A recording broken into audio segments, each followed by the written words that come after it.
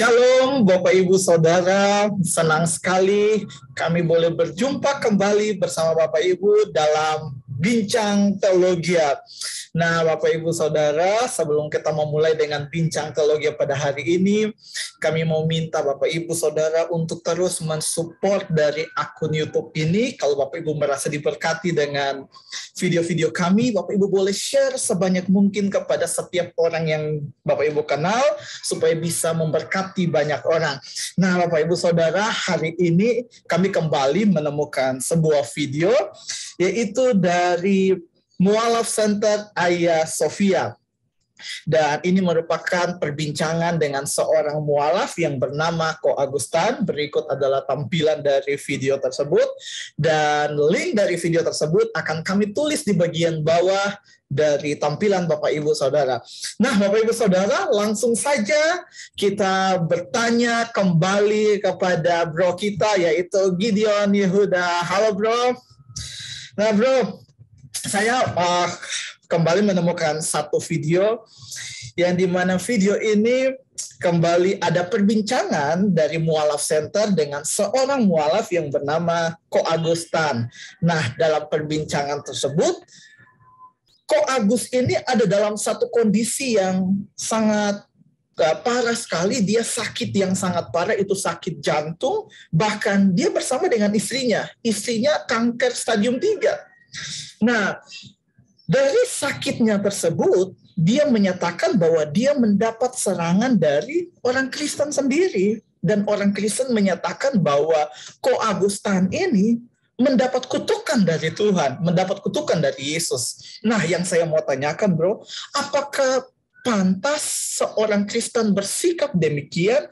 Dan apakah benar bahwa Yesus bisa mengutuk seseorang? Ya, silakan bro. Ya, thank you Bro Eki. Jelas kalau kita berbicara Yesus bisa mengutuk atau tidak, ya memang itu hak prerogatif dia. Dia bisa. Tapi ingat, kita ini berbeda dengan Yesus. Ya, itu harus dipahami. Jadi juga orang Kristiani sendiri harus memahami bahwa tidak dapat cepat-cepat tergesa-gesa untuk menghakimi seseorang, menilai seseorang. Karena pada kenyataannya pula kita harus memahami bahwa banyak orang Kristen sendiri yang juga kena penyakit, terkena kanker, terkena penyakit jantung, dan sebagainya penyakit keras lainnya. Nah, kita harus bisa memiliki sebuah pemikiran bahwa apa yang kita harus lakukan harusnya adalah tanggung jawab yang diberikan oleh Yesus kepada kita. Apa itu tanggung jawab yang diberikan oleh Yesus kepada kita? Yaitu kasihilah sesamamu manusia seperti engkau mengasihi dirimu sendiri.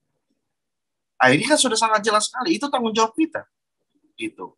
Jadi kalau kita syukur-syukurin orang, kita ngeledek-ngeledekin orang, apakah kasih itu terpancar? Ya tidak.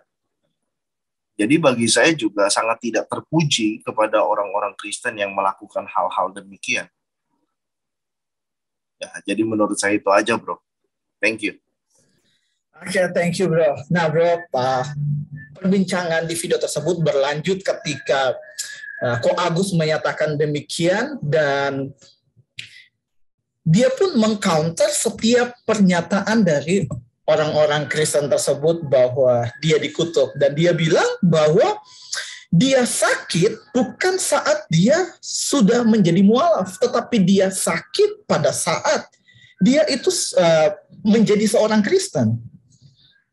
Jadi dia bilang bahwa tidak mungkin Yesus kutuk dia karena dia sakit itu pada saat dia beragama Kristen. Dan dia bilang bahwa seharusnya kutuk itu udah ditanggung oleh Yesus. Yesus udah mati di tiang kayu salib. Tetapi yang menjadi permasalahannya, dia menyatakan bahwa dia tidak sembuh. Padahal dia sudah melakukan doa puasa, dia sudah melakukan ritual-ritual di dalam Kristen. Dan dia tidak mengalami kesembuhan. Dan yang dia permasalahkan adalah tentang kematian Yesus itu sendiri, bro. Nah, yang saya mau tanyakan untuk bro, apakah kalau Yesus sudah mati di tiang kayu salib, apakah setiap penyakit harusnya bisa disembuhkan? Atau seperti apa, bro? Ya, terima kasih, bro. Kalau beliau sudah melakukan ritual-ritual dari kekristenan dan mengalami sakit, lalu beliau berpikir bahwa saya sudah lakukan ini, saya sudah lakukan itu. Seharusnya Yesus harusnya lepaskan kutuk itu ya, atau lepaskan penyakit itu ya. Ya saya jadi ingat kisah Paulus. Seharusnya beliau kalau benar-benar Kristen yang belajar, harusnya beliau memahami bahwa di dalam Alkitab Paulus juga pernah meminta Tuhan untuk melepaskan penyakitnya dari dirinya, dari diri Paulus. Tapi Tuhan kasih nggak? Tuhan tidak kasih. Ya itu memang kehendak Tuhan. Ada yang Tuhan kasih, ada yang tidak gitu. Kita nggak bisa ngatur-ngatur Tuhan. Ini harus dipahami. Ya, jelas bahwa kalau kita berbicara mengenai penyakit yang disembuhkan, kita bisa sama-sama membuka Yesaya pasal 53 ayat keempat sampai yang kelima. Di dalam Yesaya 53 ayat 4, saya akan bacakan. Tetapi sesungguhnya penyakit kita lah yang ditanggungnya, dan kesengsaraan kita yang dipikulnya. Padahal kita mengira dia kena tulah, dipukul dan ditindas Allah. Tetapi dia tertikam oleh karena pemberontakan kita. Dia diremukkan oleh karena kejahatan kita. Ganjaran yang mendatangkan keselamatan bagi kita ditimpakan kepadanya. Dan oleh bilur-bilurnya kita menjadi sembuh. Nah, kita harus memahami di sini bahwa ketika kita membaca ayat 4, seringkali orang Kristen berbicara penyakit itu langsung kepada, oh, bilur-bilur Yesus nanti kamu menjadi sembuh. Tanpa kita melihat dulu nih, tulisan ini membahas tentang apa gitu. Apakah membahas tentang penyakit secara fisik yang sekarang kita di bumi sementara? Karena tidak demikian, di ayat 4 jelas penyakit kita lah yang ditanggungnya dan kesengsaraan kita dipikulnya. Apa penyakit kita? Di ayat 5, penyakit kita itu adalah pemberontakan kita kepada Tuhan, kejahatan kita kepada Tuhan. Nah, di ayat 4, kesengsaraan kita dipikulnya, berarti akibat dari penyakit kita, itu kesengsaraan. Dipikul seseorang yang dijanjikan oleh Allah. Nah, kita bisa lihat di ayat 5. Dia diremukkan oleh karena kejahatan kita. Jadi ini akibat yang ditanggung oleh Yesus. Ya, dia tertikam, dia diremukkan oleh karena kejahatan kita. Ganjaran yang mendatangkan keselamatan bagi kita ditimpakan kepadanya, dan oleh bilur-bilurnya kita menjadi sembuh. Jadi artinya melalui pekerjaan Allah, melalui janji Allah, melalui di sini kita berbicara penyakit itu dosa. Tanpa kebenaran Allah dinyatakan secara sempurna, kita akan sangat sulit memahami yang namanya kebenaran. Dosa itu adalah penyakit bagi kita. Mengapa demikian? Karena membuat kita melawan pencipta kita. Dan ayat 5 jelas sekali dijelaskan bahwa oleh bilur-bilurnya kita menjadi sembuh adalah melalui seorang pribadi yang dijanjikan oleh Tuhan dalam Yesaya 53. Yang mati, tertikam, disiksa, ya, kita justru akan mendapat penebusan. Karena kalau kita ingat, manusia Adam dan Hawa, ya, berdosa, maka seluruh manusia sekarang terpisah dengan Tuhan, betul ya? Adam dan Hawa berdosa, diusir ke Taman Eden, ya makanya terpisah dari hadirat Tuhan. Makanya kita sekarang mana bisa kita ketemu Tuhan, datang sama Tuhan seenaknya gitu, nggak bisa kan? Kita nggak bisa lihat Tuhan ada di mana dan sebagainya. Nah, maka itu kalau karena keberdosaan kita terpisah dengan Tuhan, maka harus ada natur manusia yang menebus dosa itu, tapi dengan status atau kedudukan tidak pernah ada kesalahan dalam hidupnya, atau benar secara sempurna, supaya tanggung jawab itu dapat dilaksanakan. Nah, sementara seluruh manusia siapa sih yang nggak memiliki dosa? Itu pertanyaan saya kan. Nah, maka di dalam ayat ini dijelaskan bahwa ada pribadi yang dijanjikan oleh Tuhan untuk mengatasi masalah itu. Karena nggak ada manusia yang dapat sempurna, nggak ada. Pasti memiliki kesalahan, gitu kan? Lalu siapa yang bisa menebus? Yang bisa menebus harus yang tidak berdosa. Siapa yang tidak berdosa? Malaikat aja berdosa. Tuhan yang tidak berdosa, maka dia turun dari surga mengambil rupa manusia. Karena yang bertanggung jawab kan manusia. Dia ambil rupa manusia, dia menambahkan naturnya, ya, untuk hidup dan menunjukkan kebenaran. Dan akhirnya melalui kebenaran itu, kita dapat menjadi kembali bersekutu dengan Allah. Bagi kita akan menerima kesembuhan. Kesembuhannya apa? Yang tadinya kita akan pasti mati, kita akan pasti menerima binasa, kita dapat menerima hidup yang kekal, yaitu kembali ke surga bersama dengan Allah. Nah, itu jelas. Jadi jangan berpikir, oleh bilur-bilur ini penyakit tubuh sementara. Ya, enggak seperti itu. Harus dibaca kontekstualnya dan kata-katanya. Demikian, bro. Thank you.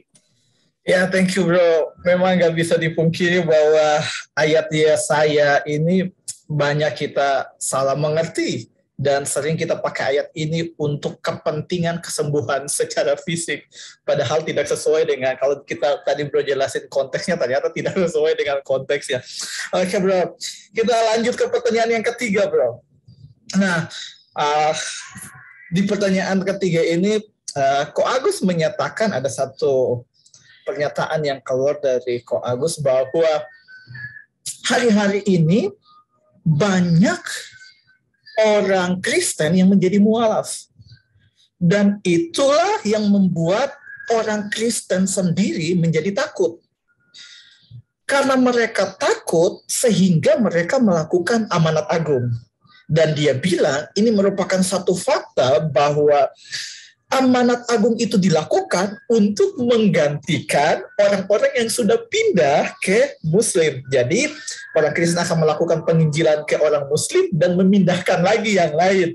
Nah, yang mau saya tanyakan, apakah itu benar tujuan amanat agung, bro? Silakan, bro. Ya, thank you, bro. Saya ini menjadi ragu sekali apakah beliau benar-benar dulu Kristennya itu benar-benar atau tidak. Karena kalau beliau mengerti dan belajar memahami tentang amanat agung, seharusnya beliau mengetahui tujuan dari amanat agung. Tujuan dari amanat agung itu bukan gali lubang tutup lubang, itu bukan.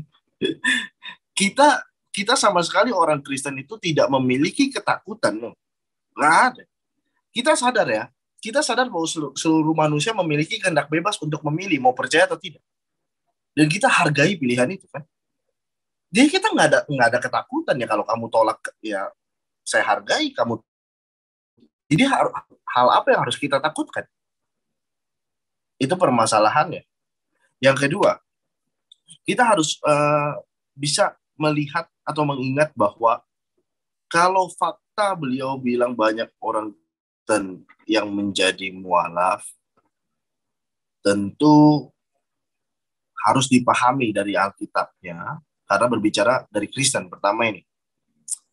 Kalau orang yang memahami betul, menerima keselamatan secara betul-betul, memahami, bertumbuh di dalam Tuhan, benar-benar Kristen sejati, itu nggak mungkin keluar dari iman. Seapapun penderitaan, kehebatan, kesengsaraan di dunia, itu tidak mungkin. Ada yang lebih penting ya, di dalam kekekalan. Jadi ini kita harus memahami gitu. Nggak bisa memberikan statement seenaknya tentang Kristen tanpa mendalami.